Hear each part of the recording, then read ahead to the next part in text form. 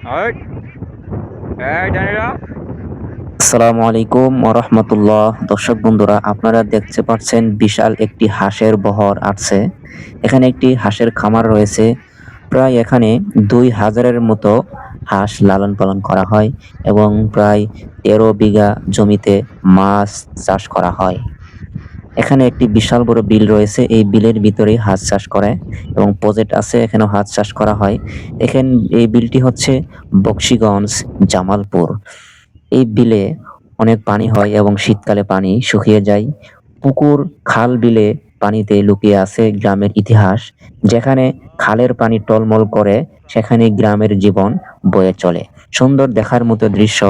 আচ্ছা, যাই হোক, আমরা এখন হাঁস নিয়ে কিছু কথা বলবো। দেখেন, এই প্রায় এদিক 2000-এর মতো হাঁস লালন পালন নাম করা হয় এই জায়গায়। যে বাড়িটি, এই খামারটি দিয়েছেন, তার একটি ইটের ভাড়া রয়েছে এবং তার একটি বড় ভাই মেয়র এই আমাদের বকশীগঞ্জের। তার জন্য দোয়া করবেন এবং তাদের ব্যবসা বাণিজ্য যেন সুন্দর মতো তারা করতে পারে, এটা একটু দোয়া চাই।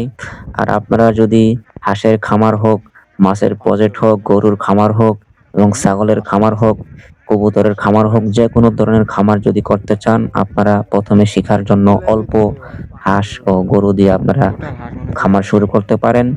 টেস্ট করে দেখতে পারেন কিরকম কষ্ট এবং কি সুবিধা। শেখার কিছু আছে, এই জন্য আপনারা আগেই বড় করে হাঁসের খামার, মুরগির, গরুর খামার এগুলা করবেন না। আগে শিক্ষা নিতে হবে, মমিন সাহেব তারপরে সেন আপনি হাঁসের খামার হোক, গরুর খামার হোক, মুরগির খামার হোক, যেটা মন চায় সেটাই করতে পারবেন। চিন্তা ভাবনা করে কাজ করতে হবে ইনশাআল্লাহ।